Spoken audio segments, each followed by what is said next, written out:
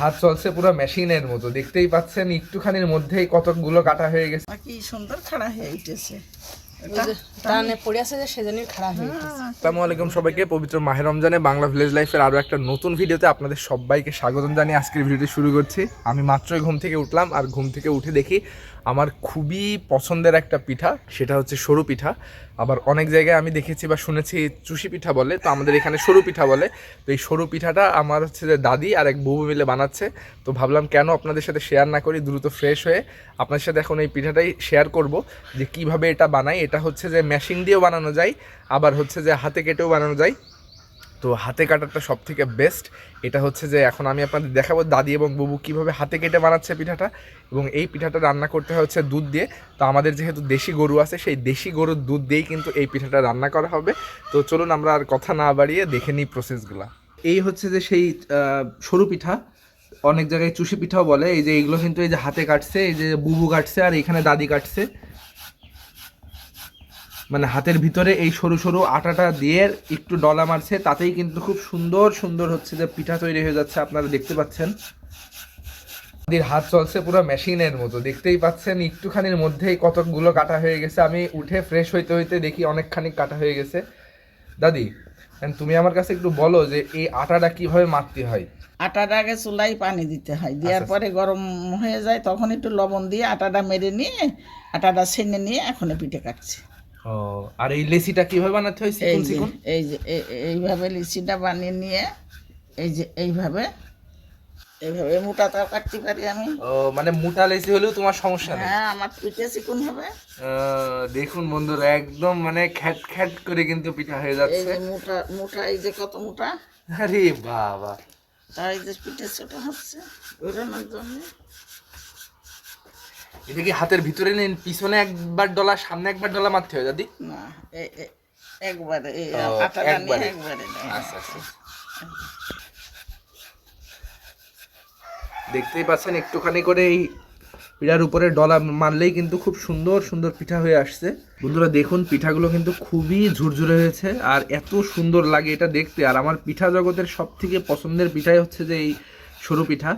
দাদি বলছি, ওই যে আমি তো দেখেছি আগে হচ্ছে যে মেশিনে কাটা, তো ওই মেশিনে কাটা পিঠা ভালো হয় নাকি এই যে এই হাতে কাটা পিঠাটা বেশি ভালো হয়? মেশিনে কাটা তাও মানুষ কেটে ওইটা শুকায় ঘরে রাখে, যখন তখন রান্না করা যায়। আচ্ছা আচ্ছা। আর এই হাতে কেটে এটা টাটকা খেতে খুব সুন্দর লাগে। আচ্ছা, এইটা কি রোদে শুকিয়ে রেখে দেওয়া যায় নাকি? হ্যাঁ, এটাও রোদে শুকিয়ে রাখা যায়। ও আচ্ছা আচ্ছা, এটাও রোদে শুকিয়ে রাখা যায়, কিন্তু কাঁচাতে রান্নালে বেশি স্বাদ হয়। আচ্ছা আচ্ছা, কি সুন্দর লেচি লেচি কেটে এই যে পিঠায় শব্দ আশা করি শুনতে পাচ্ছেন আপনারা। খুবই সুন্দর করে একটুখানির মধ্যেই কিন্তু কাটা হয়ে যাচ্ছে। আমার এত ভালো লাগে, পিঠার লুকটা আসলে অসাধারণ। দেখতেই পাচ্ছেন খুবই সুন্দর করে, একদম আমার এত ভালো লাগে পিঠা কাটা দেখতেই।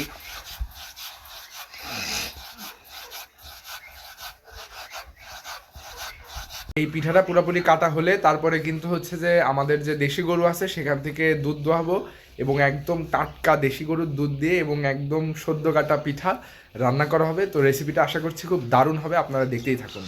এই হচ্ছে আমাদের গরু, আর আমাদের এই যে একদম সোনার টুকরো একটা বাছুর, ফ্রিজিয়ান বাছুর, রেড ফ্রিজিয়ান। তো আম্মু হচ্ছে যে এখন দুধ দোয়াবে। তো এটাকে হচ্ছে পানানো বলে, যেটা বলছিলাম। তো ওই গরু দিয়ে এইভাবে পানাইলে গরু হচ্ছে দুধ ছাড়ে এবং দুধ বেশি হয়। তো আমরা মূলত দুধ এখন একদমই দোয়াই না, কারণ যেহেতু আমাদের বাছুরটা মাশাআল্লাহ সুন্দর, তো সেই কারণে আমরা চেষ্টা করি বাছুরকেই খাওয়ানোর। বাট আজকে ভিডিওর পারপাসে আর যেহেতু এই পিঠাটা বানানো হবে, এই কারণেই কিন্তু আজকে হচ্ছে যে আম্মু দুধ দোয়াচ্ছে।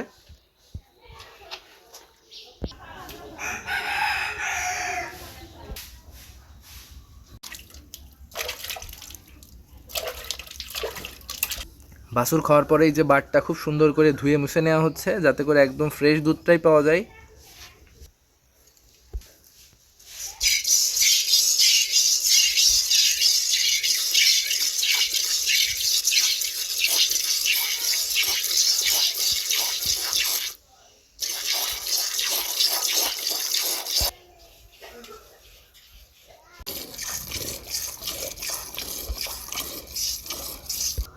আম্মু, খুব বেশি দুধ দোয়ানোর দরকার নেই, এই বাছুরির জন্য একটু রাখো। হ্যাঁ, অল্প করে সামান্য দেওয়া, যাতে করে আমাদের রান্নাটা হয়ে যায়।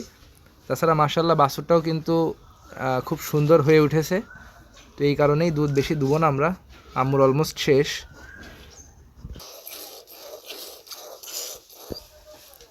ফাইনালি কিন্তু দুধ দোহা কমপ্লিট। এখন হচ্ছে যে এই যে বাছুর দৌড়িয়ে চলে আসলো, সে এখন দুধ খাবে।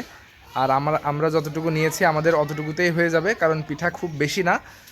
আর এখন হচ্ছে যে বাকি স্টেপটা আমরা 1 বাই 1 দেখব। তো চলুন আমাদের সাথেই থাকুন বন্ধুরা। এই হচ্ছে যে আমাদের মোট সরু পিঠা, দেখতেই পাচ্ছেন কত সুন্দর দেখা যাচ্ছে, একদম ছোট ছোট খুদে খুদে পিঠা। তো আম্মু এখন চুলাটা ধরাই দিচ্ছে।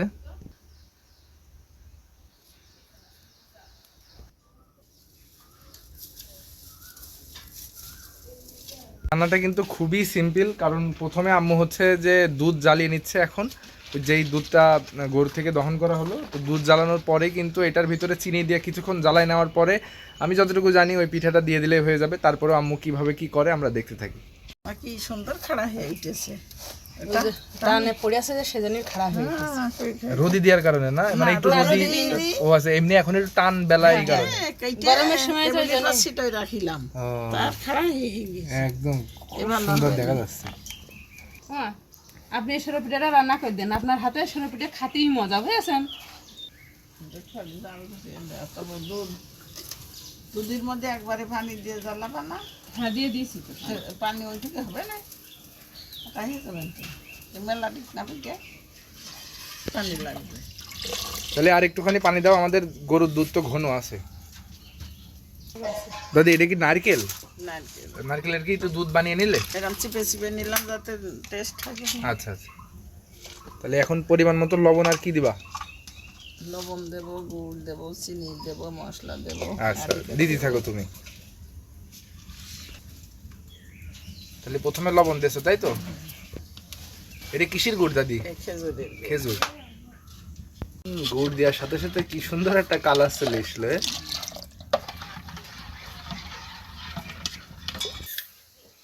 পরিমাণ মতো চিনি দিয়েছো তাই তো? পরিমাণ মতো চিনি দিচ্ছি।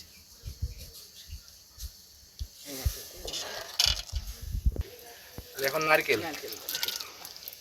আমরা এই রান্নাটা করার সময় যে উপকরণগুলো ব্যবহার করছি আপনারাও চেষ্টা করবেন এইগুলো দিতে, তাহলে কিন্তু টেস্টটা অনেক বাড়বে। আর যেহেতু আজকে দাদি রান্না করছে তাহলে তো কোনো কথাই হবে না, আশা করছি দারুণ লাগবে খেতে।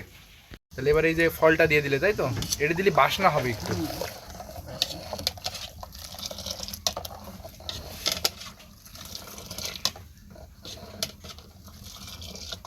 বলছি এই পিঠে দেওয়ার আগে কতক্ষণ এটা জ্বালাতে হবে? 2-3 বলক। 2-3 বলক করতে আনুমানিক কত সময়? 5 মিনিট 7 মিনিট এরকম লাগবে? ঠিক আছে তো দাদি, মনে হচ্ছে না? ভালো পিঠে গেলে এবার জাল হয়ে গেলে পিঠেটা দিয়ে দিতে।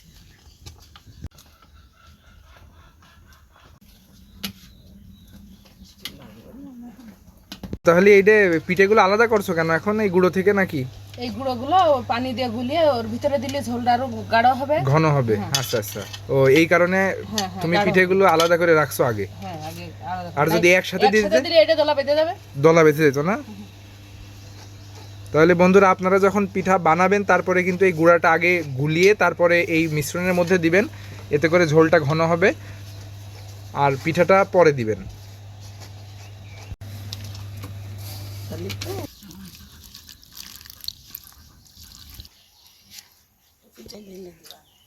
তো বলক ওঠার পরে এখন দাদি দেখতে পাচ্ছেন অল্প অল্প করে পিঠাগুলো দিয়ে দিচ্ছে।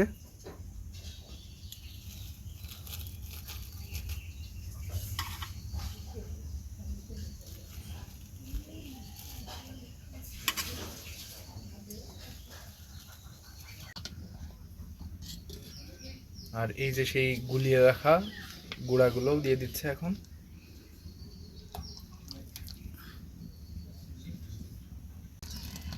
দাদি এবার কতক্ষণ লাগতে পারে রান্না হতে? এই 5 মিনিট হয়ে যাবে। 5 মিনিটই হয়ে যাবে? বাহ। কাঁচাটা শুকনো তাহলে অনেকক্ষণ সময় লাগে। ফাইনালি কিন্তু আমাদের পিঠাটা রান্না করা শেষ। খুবই অল্প টাইমের মধ্যে কিন্তু রান্না করা হয়ে গেল। এটা হাতে কেটে আপনারাও এইভাবে খুব সহজেই অল্প টাইমের মধ্যে রান্না করে ফেলতে পারেন। আর এটা যেহেতু কাঁচা ছিল সেহেতু রাঁধতে খুবই অল্প সময় লাগলো। এই যে আমরা চুলো থেকে নামিয়ে নিয়েছি। মাশাআল্লাহ কি সুন্দর হয়েছে, একটাবার দেখুন। আর যে সুন্দর একটা স্মেল আসছে, এটা আসলে ভাষায় প্রকাশ করার মতো না। আর এখন আমরা ঝোলটা একটু বেশি রেখেছি, কারণ যেহেতু এটা কাঁচা একটু টেনে নিবে, তখন কিন্তু একদম সুন্দর হয়ে আসবে। উপরে পড়ে থাকবে খাতে, এটা আরো মজা লাগবে। একদম সর পড়ে থাকবে উপরে, তখন কিন্তু আরও দারুণ লাগবে খেতে। তো বন্ধুরা, আপনারাও কিন্তু এইভাবে, এখন যেহেতু রমজান, এটা কিন্তু ইফতারিতে খুব সুন্দর লাগবে খেতে, আপনারাও কিন্তু এইভাবে করতে পারেন। তো আপনাদের কাছে রিকোয়েস্ট থাকবে, ভিডিওটি ভালো লাগলে অবশ্যই বাংলা ভিলেজ লাইফ চ্যানেলকে একটি সাবস্ক্রাইব করবেন এবং ভিডিওটি অন্যদের দেখার জন্য শেয়ার করে দিবেন। আর আবারও পরবর্তী ভিডিওতে দেখা হবে ইনশাল্লাহ। ততদিন পর্যন্ত সবাই সুস্থ থাকবেন, ভালো থাকবেন। সবাইকে আসসালামু আলাইকুম।